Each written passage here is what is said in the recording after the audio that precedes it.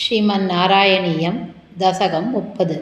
शक्रेण संयति हतोऽपि बलिर्महात्मा शुक्रेण जीविततनुकृत् वर्धितोष्मा विक्रान्तिमान् भयनिलीनसुरां त्रिलोकीं चक्रे वशे स तव चक्रमुखादभीतः पुत्रार्तिदर्शनवशाददितिर्विषण्णा तं काश्यपं निजपतिं शरणं प्रपन्ना त्वत्पूजनं तदुदितं हि पयोव्रताख्यं सा त्वादशाहमचरत् त्वयि भक्तिपूर्णा तस्यावधौ त्वयि निलीनमतेरमुष्या श्यामचतुर्भुजवपुः स्वयमाविरासी नम्रां च तामिह भवत् तनयो भवेयं गोभ्यं मदीक्षणमिति प्रलपन्नयासि त्वं काश्यपे तपसि सन्निधत्तदानीं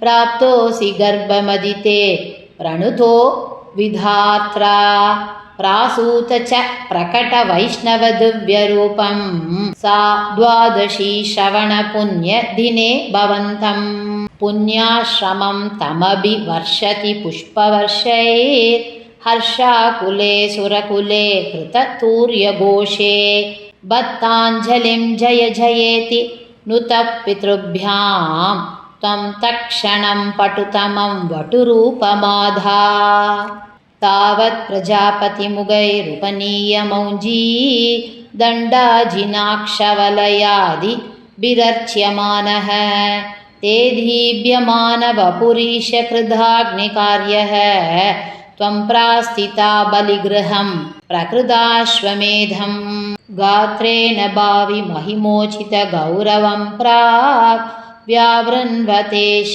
धरणीं चलयन्नयासि छत्रं परोष्मतिरणार्थमिवादधानो दण्डं च दानवजनेष्विव सन्निधातुं तां नर्मदोत्तरतटे हयमेधशालाम् आसेदुषी त्वयि रुचा तव रुद्धनेत्रैः भास्वान् किमेष दहनो नु सनत्कुमारो योगीनुकोऽयमिति शुक्रमुगैः शशङ्के आनीतमाशु भृगुभिर्महसाभिभूतैः त्वां रम्यरूपमसुरपुलकावृताङ्गः भक्त्या समेत्य सुकृतो परिपूज्य पादौ तत्तोऽयमन्वधृतमूर्धनि तीर्थतीर्थं प्रह्लादवंशजतया क्रतुभिर्द्विजेषु विश्वासतो तु तदितं